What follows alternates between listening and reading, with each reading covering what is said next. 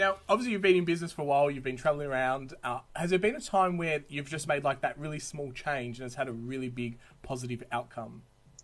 Yeah, I think making incremental changes all the time is really important.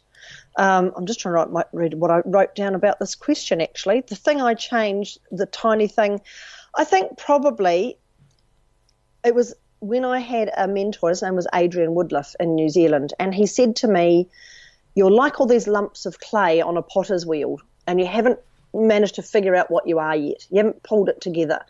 And it sounds like it could be a big thing, but it ended up being just really a tiny thing that I did was to decide, okay, I no longer want to have all of these little parts about me. I want to pull that all together. I don't want to be the one-arm paper hanger anymore. I don't want to be the everything.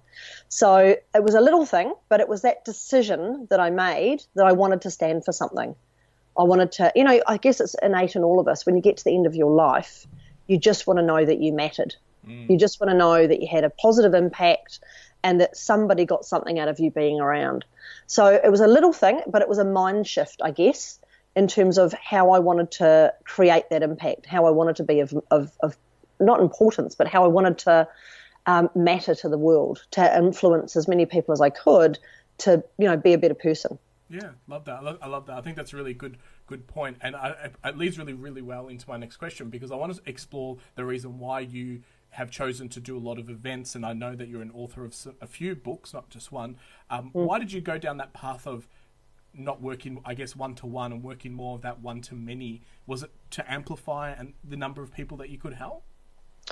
Well, it's just what comes naturally to me, I think. Right.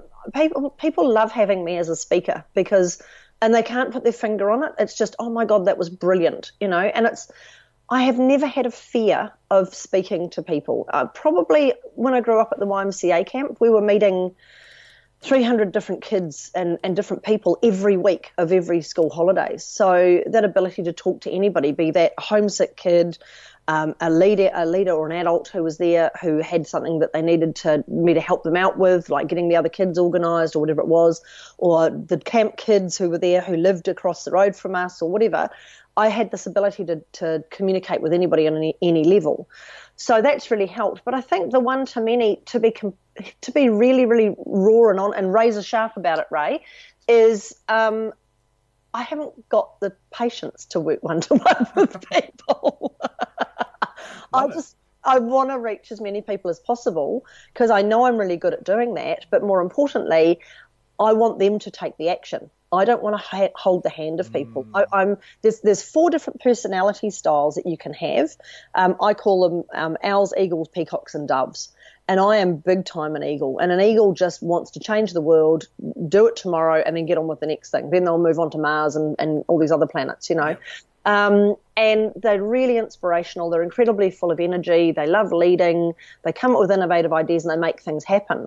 That's why I need a team of people who are owls, peacocks, and doves to really take care of people and lead them through the process. And it's quite fun that I have a fantastic husband who's got all of those qualities, who's my backup, and we love working together. But yeah, I haven't got the patience for one-to-one, Ray. I really don't. I one-to-many, let's make this shit happen. Let's make a real positive change in the way that you're approaching your natural skills and talents. Let's bundle your personal brand and let's get out there and do it, because life's too short. It's too short to think, oh, maybe I'm not good enough or I'm not ready. It's far too short for that. Just get out there and do it. 100% agree. And I love the fact that you mentioned the fact that you want to work with people that want to take action. And I think when you have a one-to-many relationship, it's kind of a bit of a filtering process. People who really want to do what you've spoken about and align with why you're doing what you're doing, they will stand out. And you're quite right. I've worked a lot one-on-one and I enjoy it, but at the same time, you kind of feel like you're spoon feeding or hand, holding their hand all the way through, and they'll only take action when you're face to face. And it can be quite frustrating. And so I like that you've made that distinction.